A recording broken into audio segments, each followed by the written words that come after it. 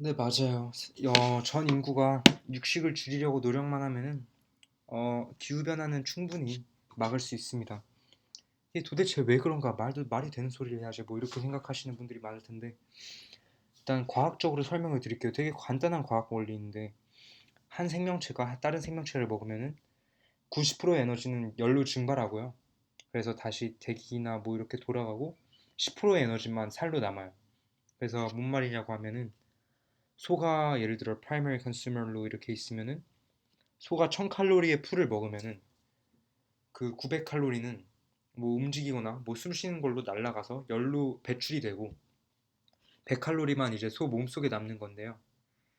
그래서 우리가 막 소고기를 먹잖아요. 예를 들어 소고기 1000칼로리를 먹으면은 그 1000칼로리를 생산하기 위해서 이 10,000칼로리의 식물을 생산해야 되고 또 그걸 소한테 먹여서 그걸 우리가 먹는 거예요. 그러니까 그렇게 보면 되게 간단하죠.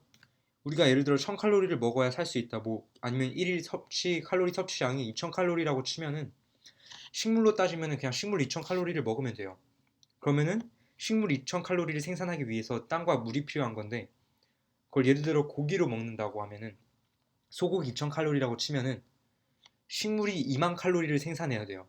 그래서 2만 칼로리를 생산하기 위해서 땅이 필요하고 또 물이 필요하죠.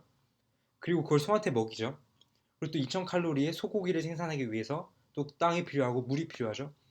그럼 최소 10배 더 많은 땅이 필요한 거예요. 이 고기를 생산하기 위해서 식물을 먹을 때보다.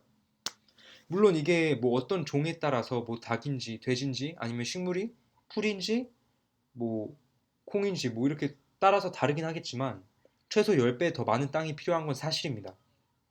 왜냐면 90% 에너지가 날아가니까. 그러니까 다시 한번 그냥 예시를 들면은 그냥 되게 단편적으로 우리가 콩을 먹는다고 쳐요. 그래서 제가 예를 들어 콩을 하루에 2000칼로리를 먹어요. 그러면은 뭐 예를 들어 그게 뭐 물론 수치가 아니겠지만 10m 제곱의 땅이 필요하다고 쳐요.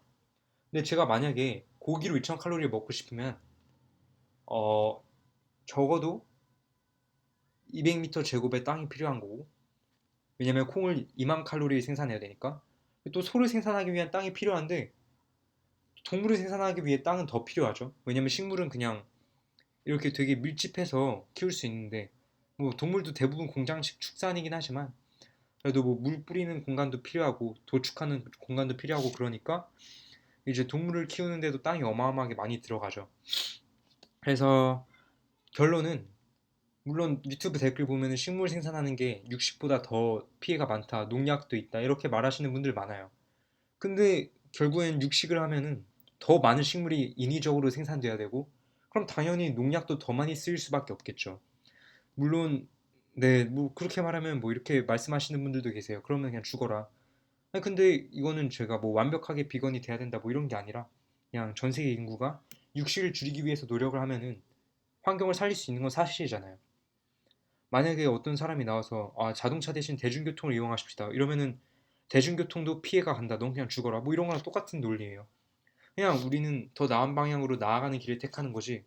막 모든 속세의 것을 버리고 환경에 아예 피해를 안 주려고 하는 게 아니니까요. 좀 더 나은 방향을 추구하는 것 뿐이에요. 뭐 저도 완벽한 비건이 아니고 또 모든 인구들이 막 이렇게 꼭 해야 된다 뭐 이런 게 아니라 비건에 가까운 식사를 하면은 훨씬 더 환경에 도움을 줄 수 있다는 그런 얘기를 하고 싶은 건데요. 이게 FAO에서 나온 통계 자료예요. 이게 Agricultural Land Used for Livestock Production 이게 이제 그러니까 고기 생산을 위해서 필요한 땅인데요. 이게 엄밀히 말하면 고기 생산을 위한 게 아니라 이제 동물들에게 먹이기 위한 식물을 생산하기 위한 땅이에요. 근데 이게 전 세계적으로 보면은 사람들이 먹는 채소 아니면 곡류의 양이 훨씬 더 고기보다 많긴 많죠. 한국도 그렇고 전 세계적으로 보면은. 근데 이게 어떻게 동물들을 먹이기 위한 식물을 생산하는 땅이 식물을 그냥 사람들이 먹기 위한 식물을 생산하는 땅보다 많을까요? 이건 아까 말씀드린 것처럼 같은 칼로리를 섭취한다고 했을 때 동물로 먹으면은 그 칼로리 10배 이상 달하는 식물을 생산해야 되는 거예요. 그러니까 따지고 보면 예를 들어 이 모든 땅이 다 식물 생산으로 쓰이면은 왜냐면은 지금 이 땅보다 이게 훨씬 많으니까 지금보다 적어도 뭐 5배 더 많은 더 많은 칼로리를 생산할 수 있는 거죠. 그럼 뭐 음식 부족이 생길 일도 없고요.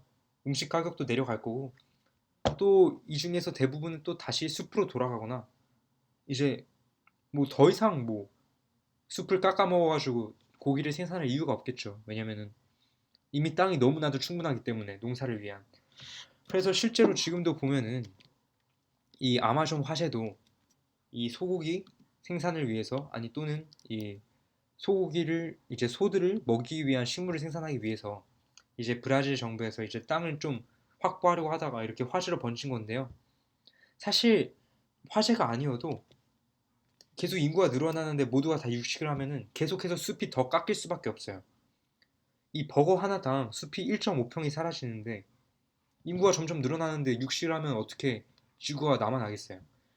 그래서 제가 오늘 말씀드리고 싶은 거는 음, 일단 확실히 아무리 식물을 생산하는 게 지구에 피해가 가든 뭐하든 육식을 하면 더 많은 식물이 생산돼야 하니까 아니면 채식에 가까운 식단이 확실히 환경에 더 좋은 식단이 맞고 이제 꼭 비건을 하시긴 어렵겠지만 뭐 일주일에 한 번이라도 왜냐면은 뭐 아예 안 하는 것보다 조금이라도 하는 게 낫잖아요. 그래서 별로 의미는 없다고 생각하시더라도 일주일에 한 번이던가 뭐 그렇게라도 어 육식을 줄이시고 좀 채소에 아니면 곡류의 섭취량을 늘리시면은 건강에도 더 좋고 환경에도 더 좋을 수 있지 않을까 생각하면서 이제 전 세계 인구가 육식을 조금씩이라도 줄여보는 방향으로 나아갔으면 좋겠다는 마음으로 영상을 마치겠습니다. 감사합니다.